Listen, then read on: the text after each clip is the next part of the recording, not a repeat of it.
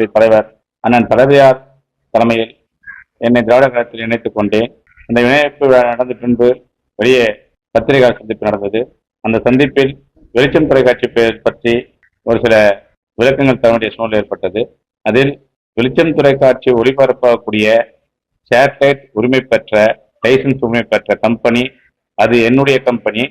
அந்த கம்பெனிக்கும் விசிகாவுக்கும் எந்த சம்பந்தம் இல்லை என்று நான் விளக்கம் தெரிவித்தேன்.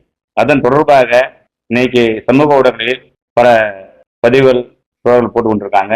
அது மட்டும் இல்லாம விடுதலை சிறுத்தைகள் கட்சியுடைய தலைமையகமான அம்பேத்கர் திடலில் கட்சியின் பொருளாளர் தோழர் பாலாஜி அவர்கள் நான் ஏதோ அவதூறு பரப்புவது போலவும் வெளிச்சம் தொலைக்காட்சியை அபகரிப்பது போலவும் நான் பொய் சொல்வது போலவும் ஒரு மிகப்பெரிய அவர் ஒரு செய்தியை பரப்பினார்.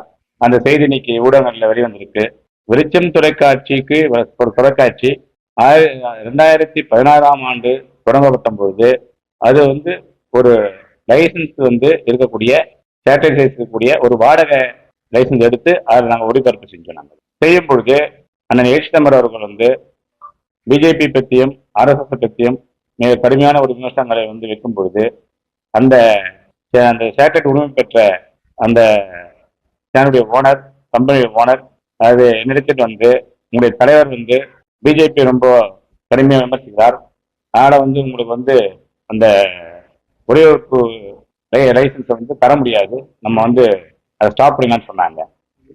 அதை நான் தலைவரிடத்தில் சொன்ன பொழுது தலைவர் அவ்வளோ பணம் இப்போதைக்கு நம்ம நெருக்கடி இருக்கோம், அவ்வளோ பணம் இல்லைன்னு சொன்னபோது அந்த லைசன்ஸை நானே வாங்குறேன் அண்ணன்னு சொல்லி அந்த லைசன்ஸை நான் வாங்கினேன்.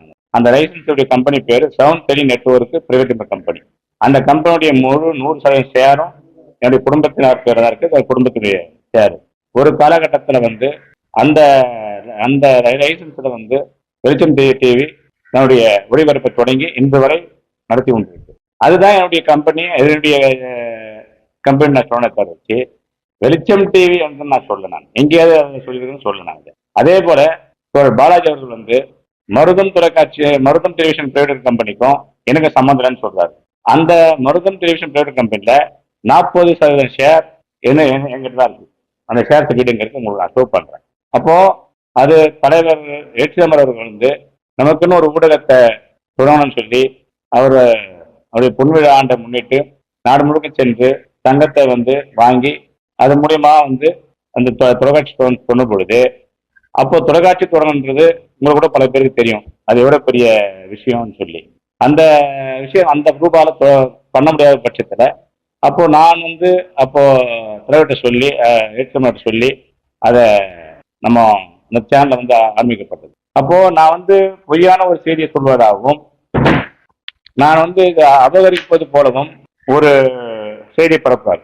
அந்த சேனலை தொடங்கும்போது எனக்கும் ஏற்றி தமிழ் மட்டும்தான் அது எவ்வளவு பெரிய சவாலான வேலை, அதை எப்படி நான் அதை சந்திச்சேன் என்று சொல்லி தெரியும். அது காலையிலிருந்து நைட்டு 12 மணி வரைக்கும் வெளிச்சம் தொலைக்காட்சி உள்ளே தான் இருப்பாங்க.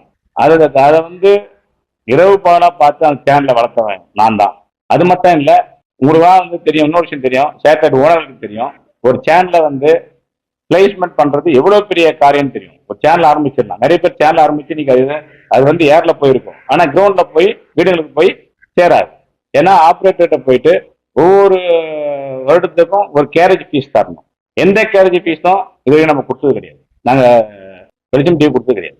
ஏன்னா நான் பேசிக்கா நான் ஒரு கேபிள் டிவி ஆப்ரேட்டர். நான் அதன் அடிப்படையில் இருக்கிற எல்லா ஆப்ரேட்டருக்குமே என்னுடைய நண்பர்கள் எனக்கு இது வரைக்கும் அப்படிதான் இந்த சேனலை ரன் பண்ணிட்டு இருக்கோம். நான் அந்த செய்தியாளர் சந்திப்பு நான் சொன்னேன். நான் அது இந்த சேனல் எழுச்சி தமிழுக்காக வாங்கப்பட்ட சேனல், அவருக்காக தான் இந்த சேனல் தொடரும் சொல்லிட்டு தான் வந்தேன். அது நான் அபகரிக்காத போலவும் அதை நான் பொய் சொல்ற மாதிரியும் பாலாஜி ஒரு பொய்யான தகவல் இன்னைக்கு பிரஸ் மீட்டை கொடுத்துருக்காரு. அதாவது மருதம் டெலிவிஷனுக்கு எனக்கு சம்பந்தம் இல்லைன்னு சொல்றாரு. மருதம் டெலிவிஷனுடைய 100% ஷேர்ல 40% ஷேர் எங்கள் தான் இருக்கு. அது குறிப்பா என்னுடைய பேர் தான் இருக்கு. இது ஏற்றுடைய போராடக்கூடிய விடுதலை சிறுத்தைகளுக்கு இது தெரியப்படுத்தணும் தான் என்னுடைய ஒரு இதுவா என்னுடைய வாஞ்சியா இருந்தது. ஏன்னு கேட்டாக்க முகநூல்ல இந்த விஷயம்லாம் தெரியாது. ஏன்னா இதெல்லாம் எனக்கும் ஏசுதவங்க மட்டும் தெரிஞ்ச உண்மை. நான் இது வரைக்கும் எங்கேயும் போயிட்டு ஏதாவது முன்னணி தோழர் கூட தெரியாது. தெரியாத எஸ் பாலாஜி வந்து தெரியாம தான் பேசியிருக்காரு, தெரிஞ்சுதான் பேசிக்க மாட்டாரு. நான் போய் சொல்றேன்னு சொல்லிக்க மாட்டாரு, தெரியாம தான் பேசியிருக்காரு. ஆனா ராகு கோலா வந்து இதை பாராம இந்த சேனல்ல வந்து இன்னை வரைக்கும் அதை வந்து நடந்துட்டு இருக்குனாக்கா அதுக்கு நான் ஒரு முக்கியமான காரணம். அது இல்லாம வந்து விடுதலை சிறுத்தைகள் வந்து பல ஊடகங்கள்ல பல புத்தகம் கூட வந்து ஆரம்பிச்சாங்க, ஆனா நடத்த முடியல. ஆனா இன்னைக்கு வந்து வெளிச்சம் தொலைக்காட்சி இன்னைக்கு வரைக்கும் அது வந்து லைவ்ல ஏர்ல போயிட்டு இருக்கு. அதனால வந்து இதை தவறான ஒரு செய்தியை வந்து பாலாஜி பதிவிருக்காரு, அவருக்கு வந்து ஒரு பதிலாக தான் அதை சொல்றாங்க.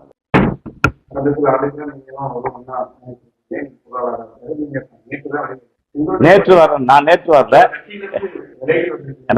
நேற்று வரல, நேற்று வந்து நான் இப்ப நான் திமுக வரேன். அதனால உங்களுடைய பத்தி பேசிருக்கலாமே,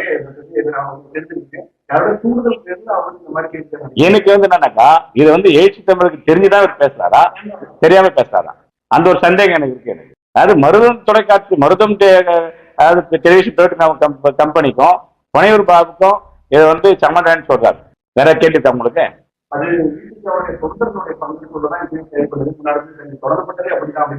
நான் அதாவது இப்பயே சொல்றேன், அதாவது தொடங்கப்பட்டது விசிகாவுடைய தொண்டர்கிட்ட வந்து அது எழுச்சிதனுடைய பொன்விழாண்டை முன்னிட்டு தங்கம் வாங்கினா அது நடந்த விஷயம். அதை வந்து நான் சொல்றதுக்கு ஒண்ணு இது கிடையாது. அந்த பணம் போதாது, ஒரு தொலைக்காட்சி ஆரம்பினா பல கோடிகள் வேணும். அதுக்கு நீங்களாம் தொலைக்காட்சி நம்பர் வந்துட்டீங்க, உங்களுடைய முதலாளிகள் கேட்டாக்கா தெரியும். நீங்க கூட பாத்தீங்கன்னா எல்லா தொலைக்காட்சியும் பாதி தொலைக்காட்சி வந்து அவங்க பாயத்தம் சம்பளம் கொடுக்குற அளவுக்கு ரன் பண்ற அளவுக்கு கூட அவங்க வீட்டுல இருந்து தந்தா நீங்க ரன் பண்ற சூழ்நிலை இருக்கு. நீங்க தொலைக்காட்சிக்கு நீங்க அவ்வளவு நிலைக்குதான் போயிட்டு இருக்கு. அப்படி இருக்கும் பொழுது அந்த 100% 40% என்னுடைய பங்களிப்பு இருக்குன்னு தான் நான் சொல்ல வரேன். எல்லாமே எனக்கும் திருமாவளவன் அவர்களுக்கும் தெரியும் அப்படின்னு சொல்றீங்க, அவர் பண்ணா தெரியல. அவருடைய அவருக்கு தெரியாம அதுதான் அது யாருடைய, அதாவது இந்த எந்த விஷயமோ வெளிச்சம் தொலைக்காட்சியை பத்தி எந்த விஷயமோ முன்னணி தொடர்பு யாருக்கும் தெரியாது. எனக்கும் ஏசிதவங்க மட்டும் தான் தெரியும். இது ஒரு ரகசியம் கூட சொல்லலாம். நான் இது வரைக்கும் எங்க நான் சொன்னதே கிடையாது, நான் யாருக்கும் பகிர்ந்து கூட கிடையாது. திமுக பிறகாக அதிகாரி அந்த பிரச்சனை எதற்காக வெளிச்சம் தொலைக்காட்சி பற்றி பேசணுங்கிற கேள்வியாவே அவரா. அது எப்படின்னாக்கா நான் வந்து ஒரு கட்சியிலிருந்து வெளியே வந்துட்டேன். அந்த கட்சியில வந்து என்னுடைய பங்களிப்பு என்னன்றதை நான் சொல்லணும் இல்லை. இன்னைக்கு வந்து ஒரு கட்சிக்கு ஊடகம் வந்து எவ்வளவு பெரிய சப்போர்ட்னு சொல்லணும் இல்லை. அவர் இன்னொன்னு சொல்றாரு பாலாஜி அவர்கள். என்ன சொல்றாரு, 2016க்கு முன்னாடி வந்து எல்லா சேனலையும் வந்து விடுதலை சிறுத்தையை பத்தி ஆர்டிகல் எழுதினாங்க போட்டான்னு சொல்லுவாங்க. அதாவது நீங்க இருக்கீங்க 2016 நீங்க அதிகபட்சம் இருப்பீங்கன்னு நான் நினைக்கிறேன். அதாவது விடுதலை சிறுத்தையை பத்தி எத்தனை ஊடகங்களை வந்து இப்ப இன்னைக்கு இருக்க மாதிரி இப்ப இன்னைக்கு வந்து பாத்தீங்கன்னா டெல்லியில வந்து அனைத்து கட்சி இந்தியா கூட்டணி கலந்து பேசியிருக்காரு. இன்னைக்கு எல்லா சேனலையும் அதான். அது 2016க்கு முன்னாடி போட்டாங்களா இல்ல? எந்த சேனல் ஏதாவது நியூஸ் பேப்பர்ல கூட பாத்தீங்கன்னா 3வது பேஜ் 4வது பேஜ் சின்னோண்டு கட்டம் கட்டி வரும். நான் அதாவது வந்து திருச்சியில வந்து அவ்வளவு பெரிய பேரணி நடத்தணும், சாதாரண பேரணி இல்லை. இது வரைக்கும் தமிழ்நாட்டிலே ஒரு பேரணி நடந்திருக்காது. அந்த பேரணியை வந்து 2வது பேஜ்ல 3வது பேஜ் சின்னோண்டு துண்டு செய்தியா போட்டுருந்தாங்க. இன்னைக்கு வந்து விடுதலை சிறுத்தை இன்னைக்கு வந்து முதல் பேஜ்ல போற சூழ்நிலை வந்திருக்குல்ல. இன்னைக்கு அது வந்து ஒரு லட்சம் தொண்டர்களுடைய உழைப்புனால அவங்கள்ட்ட இருந்து கிடைச்சதுல இருந்து அப்படி கிடைச்சதுல வந்து தனியா மணிகள் பாபு அந்த கிரெடிட் ஃபுல்லா தானே எடுத்துக்கிறாரா, தனியா அவர் மட்டும் எடுத்துக்கிறாரா? அதாவது நான் என்ன மறுபடியும் சொல்றேன் கேட்டுங்க. அதாவது லட்சோட தொண்டர்கள் வந்து அவங்களுடைய பங்களிப்பு இருக்குதான், நான் இல்லைன்னா சொல்ல, புரியுதா? அப்போ நான் அந்த சிறுத்தைகளை நானும் ஒரு சிறுத்தையா தான் இருந்தேன். அப்போ அந்த ஒவ்வொரு அந்த சிறுத்தைகளின் பங்களிப்பு 60%, ஒரு சிறுத்தையின் பங்களிப்பு 40%. இதுக்கு மேல உங்களுடைய பங்கு 40% உங்களுக்கு மொத்தமா அந்த பகுதியில் வந்து வாங்கிக்க ட்ரை பண்றாங்களா? இது இல்லை, அதாவது இந்த தேர்தல் தேதி அறிவிப்பிலிருந்து இது வரைக்கும் என்கிட்ட பேசல, நானும் அவர்கிட்ட பேசல. அதாவது நானும் பிரஸ் மீடியா சொல்றேன், இது அவருக்காக உருவாக்கப்பட்ட சேனல் நான் சொல்லிட்டேன். அவருக்காக உருவாக்கப்பட்ட நான் வந்து இது தொடரும் தான் சொல்றேன். நான் இது இப்ப எந்த விதத்திலையும் வந்து இதை டிஸ்டர்ப் ஆகணும், இதை வந்து இந்த சேனல் நடக்கணும், இது வந்து ஒடுக்கப்பட்ட மக்களுக்காக வந்து அவங்க செய்திகள் போய் சேரணுன்றதான் என்னுடைய வாஞ்சை. நீங்க வேற ஒரு கட்சியில இணைந்ததுக்கு பிறகு 40% சேனல் நீங்க வச்சிருக்கும் போது எப்படி அது விடுதலை சிறுத்தைகளின் சேனலா இருந்தது? அதாவது நல்லா ஒரு கேள்வி கேட்டேன். விடுதலை சிறுத்தை சேனல் தான் நான் தான் சொல்றேன், இல்ல நான் தானே கொடுக்குறேன்னு சொல்றேன்.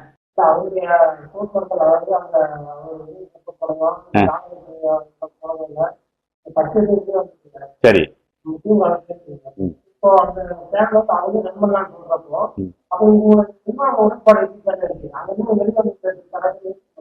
அதாவது நான் வெளியே வந்துட்டேன்றது வந்து நான் வந்து இப்ப அதாவது 2 வாரத்துக்கு முன்னாடி அறிக்கை விட்டு வெளியே வந்துட்டேன். நான் அதாவது பிரஸ் மீட்ல வந்து இந்த சேனல் இந்த லைசன்ஸ் விடுதலை சிறுத்தைகள் எழுச்சி தமிழுக்காகவே இது தொடரும் சொல்லிட்டேன். இப்பயும் தொடரும்.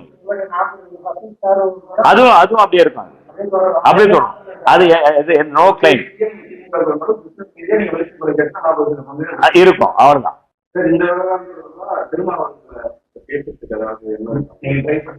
நான் இதை ட்ரை பண்ணேன். அதாவது இப்ப என்னுடைய ஒரே கேள்வி இப்போ வந்து பொலிட்டிக்கலா தான் நான் கேட்கிறேன். டெக்னிக்கலி பேப்பர்ஸோட இன்னொரு டைம் எடுத்து தொலைக்காட்சி பேசுவோம் அப்படின்னு சொல்லி சொல்றாரு. அப்படி இருக்கும்போது நீங்க அவர் வந்து எங்கிட்ட என்ன பேப்பர் இருக்க இது வந்து எப்படின்னா இது வந்து ஒரு அதாவது மத்திய அரசுடைய ஒன்றிய அரசுடைய MIB அதாவது மினிஸ்டர் ஆஃப் பிராட்காஸ்டிங்கால வழங்கப்படுற ஒரு லைசன்ஸ். அந்த லைசன்ஸ் வந்து அதாவது என்னுடைய பசங்க அவங்க 2 பேர் தான் அதுக்கு டைரக்டருங்க. 100% சேரும் அவங்க பேர் தான் இருக்கு. இல்ல பாக்குற மக்களுக்கு தெளிவா ஏன்னா குறிப்பிடும் போது வந்து சேனல் வேற சேட்டலைட் வேற. சேட்டலைட் வந்து ஒரு மினிமம் பார்த்துதான் அதை ஃபுல்லா வச்சிருக்கீங்க சேனலே நான் வச்சிருக்கேங்கிற மாதிரி பண்ணியிருக்கோம். அதாவது இதாங்க தம்பி நான் முதல்ல சொல்றேன்னாக்கா இந்த அவருக்கு வந்து எஸ் பாலாஜி வந்து அவருக்கு வந்து இது டெக்னிக்கலா அவருக்கு தெரியாத அவர் பேசியிருக்காரு நான் நினைக்கிறேன். ரெண்டாவது அவர் HTML அனுமதி ஏதோ பேசியிருக்காருன்னு எனக்கு தெரியல. எனக்கு அதுல வந்து ஒரு சந்தேகம் இருக்குது எனக்கு. அது வந்து அவர் வந்து கட்சியுடைய தலைமையகத்துல வந்து பிரஸ் மீட் நடத்திருக்காரு. அது வந்து அவருக்கு தெரியுமோ தலைவருக்கு HTML தெரியுமோ தெரியாது. அவர் வந்து நான் வந்து பொய் சொல்றேன் நான் அபகரிப்பேன்னு சொல்றது வந்து மிக அது கொஞ்சம் வன்மையா கண்டிக்கக்கூடிய செயல். பொருளாதார ரீதியா பெரிய 40% ஒரு ஃபியூச்சர் மட்டும் சேட்டலைட்டோட ரைட் உங்களுக்கு தான் இருக்கும்போது அதை அப்படியே விட்டு கொடுக்க நீங்க தயாரான்றேன். இல்ல அது சேட்டலைட் உரிமம் 100% தனி கம்பெனி. அது மட்டும் இல்ல மருதம் டெலிவிஷன் பிளேட்டின் கம்பெனில 40% ஷேர் இருக்குன்னு தான் சொல்றேன்.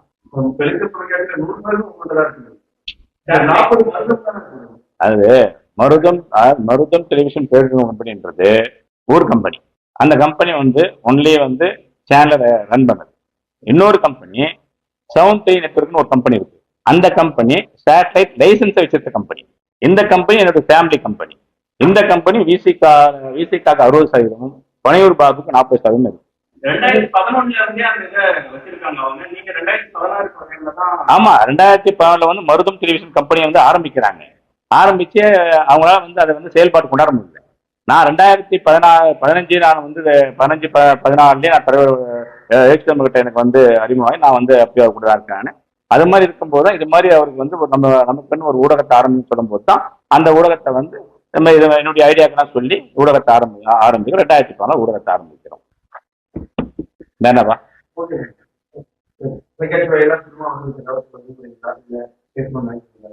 அது இது பந்த விட்டு போய் சொல்லுங்க. அதாவது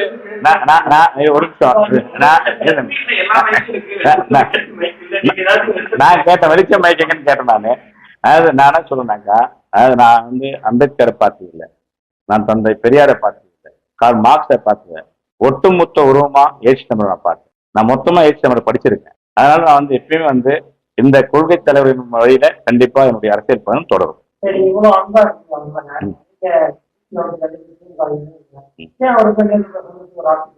அவரு அந்த டைம்ல ஊர்ல இல்ல. அவரு இப்ப கூட வந்து நேற்று கூட ஊர்ல இல்ல.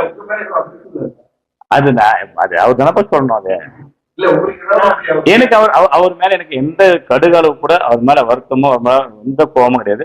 அவர் மேல பாசம் மட்டும் அதிகமா இருக்கு.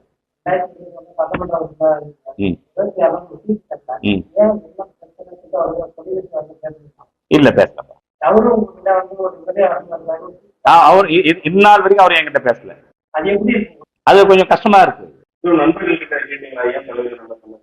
அதெல்லாம் நான் யாருக்கும் பேச மாட்டேன்.